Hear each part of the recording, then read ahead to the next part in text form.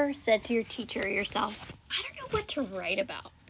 Well, my goal today is to give you a strategy to overcome that problem. I'll be showing you how to create a list of writing territories. You might be wondering, what's a writing territory? A writing territory is basically all the different reasons that we as individuals write. This can include various topics, various genres, and various audiences. Creating a list of writing territories is going to help you as a writer because it will give you a place to go to figure out what you're going to write about next.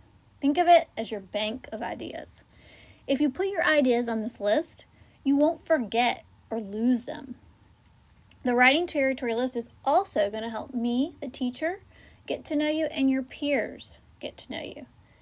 And this list is going to help you be more organized, focused, and productive as a writer.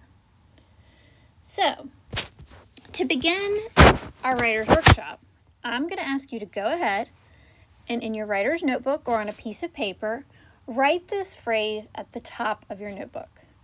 I want you to write writing territories at the top of that page. And while I'm modeling and describing my writing territories for you, if anything I say makes you think of a topic you'd like to write about someday, jot it down here. When I'm done, I'll ask you to make your list as long and as complete as you can before you leave class today. So listen and write at the same time. Are we ready? Okay, let's get started. So the first thing that I do when I create my writing territories list is I refer to this nice list created by an author, Nancy Atwell. This list is a list of kind of prompts to get you thinking about what might go on your writing territory list. As you can see, we have things like memories, earlier, and recent. So it could be something from when you were really little to something that recently happened. Obsessions, things that you are crazy about, that you absolutely love. Idiosyncrasies, weird little quirks or things that you have that make you who you are. Problems, dreams, itches. Those would be like things that you're just dying to do, itching to do, or wanting to learn more about. Understandings, confusions, passions. What are you passionate about? What makes you tick? Sorrows, things that make you sad. Risk, accomplishments, things that you've achieved. Fears that you have. Worries, fantasies. That would go along with dreams that you have. Things that you want to do in the future. If you could have any wish possible, that's what it would be. Your family, close and distance, friends, fads. Those would be things or trends that are happening now versus, in the 90s. A lot of those trends are repeating themselves. Favorites, now and then. Pets, now and then. Teachers, now and then. So going back to any of those important people, animals, in your life. Places that you visited. Hobbies you have, sports, games, music, books, favorite poems or songs or movies or writers or artists, your favorite foods. What are your pet peeves? Those are the things that bother you, that just get under your skin. Beloved things, objects, and possessions now and then, and all the loves of your life. So this list just kind of gets you thinking. If I'm going to create my own writing territory list, I'm going to use this to start to think of things that would go on it. So now I'm going to show you what my list looks like. After I looked at this document, I then started to make my list of writing territories. And I'm not going to talk through all of these because it's a big list, but I am going to talk through some of them and just kind of let you know or let you see how they go with those categories on that other list. So my first one, Tootsie Roll, that was my cat as a child, and I can remember tormenting her and then having to get rid of her because my dad was allergic.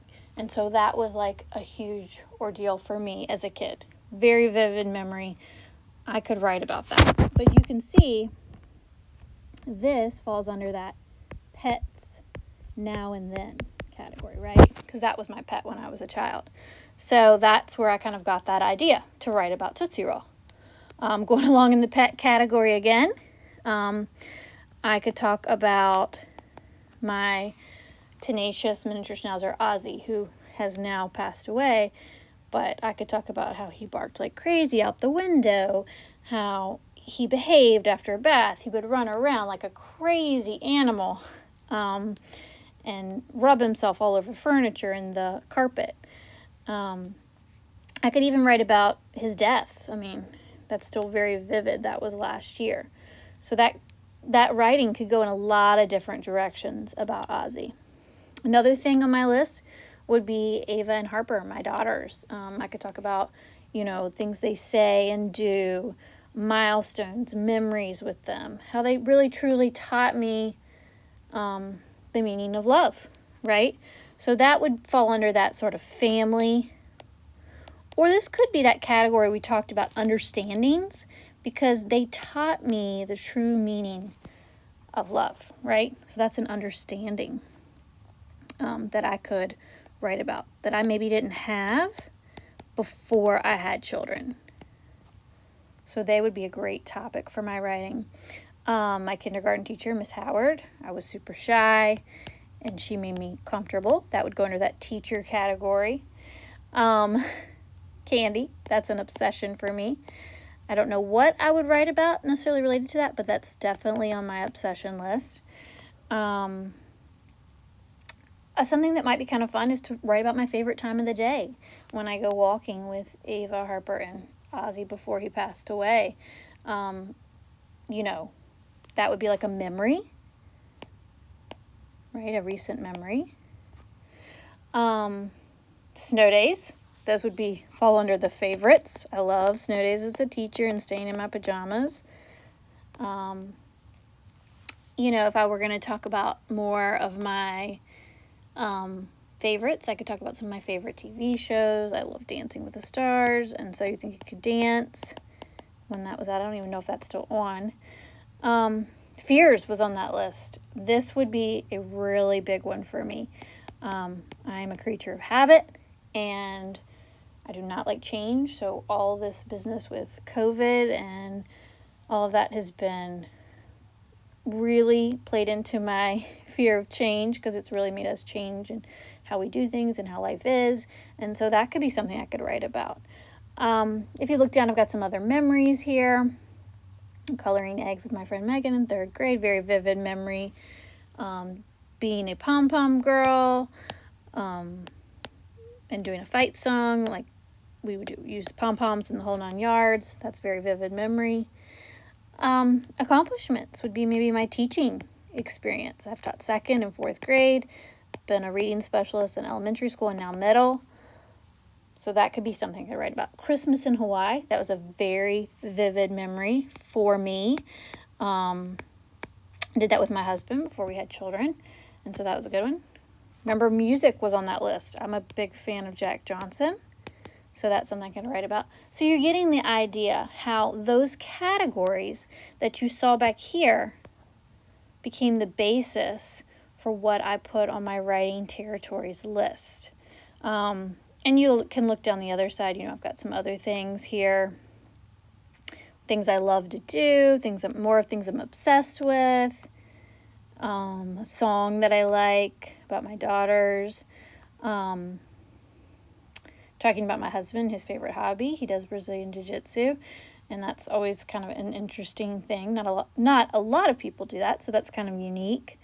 And then, I added COVID at the end because that's something we're all dealing with, but I think it's had its ups and its downs, so I could talk about how it's been really good because I've had so much time with my family, but then it's also been bad because it's that feeling of isolation, both for my kids and myself, and just that fear of,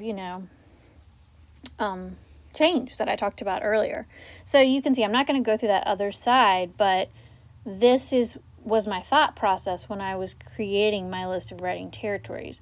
As you can see, this is a very personal list to me. But wow, look at that bank of ideas that I have when I go to write about something. So I won't have that complaint. I don't know what to write about because I've got this list, this bank already created, and I can go here and go in so many directions with each of these pieces of writing. So that's why we're asking you to begin this year of writing workshop by creating your writing territories list. Okay? So, it's your turn, okay? You are going to begin making a list of your territories. When you get stuck, you can look back at my list. I know your list is going to look very different than mine because I'm an adult and I have different memories and different obsessions and all those different things. But go back to this list, and if you're getting stuck, use these to get you started, and that will really, really help. And then as the year goes on, this document, you can just keep adding to it. Anytime you think of something that you want to put on that bank of ideas, that list of writing territories, you just add to it. And so it's kind of a rolling document that we'll use all year, but it's also a place you're going to go back to continuously when you want to start a piece of writing.